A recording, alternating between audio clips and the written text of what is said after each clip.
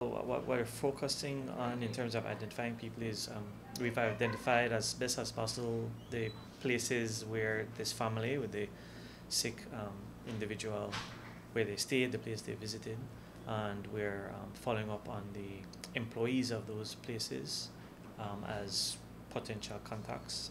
Those are the ones that we are able to identify. The person may have come into contact with other people and we don't know. So what we're doing in that case is we're following up on the vaccination schedules of these employees to make sure that their vaccines are up to date and to see if any of them are showing any signs or symptoms of illness, because whooping cough can be treated with antibiotics.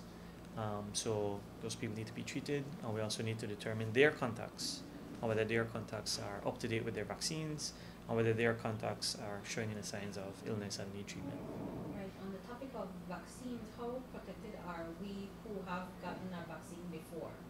So as long as you've completed the vaccine schedule for that it covers pertussis, whooping cough, then you should be fine.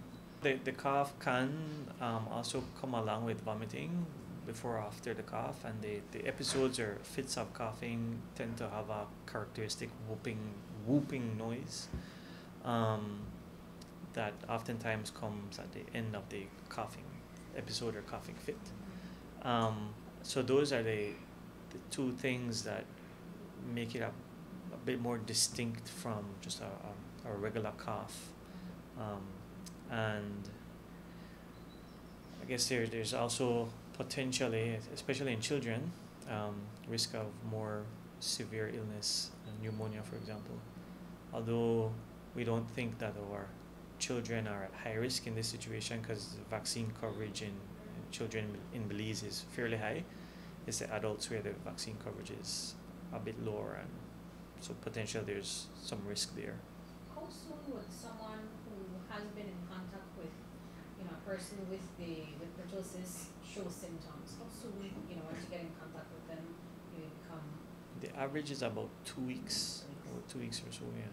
So from since that person was here to now, would maybe someone who has contracted it or picked up that, would they be showing signs already?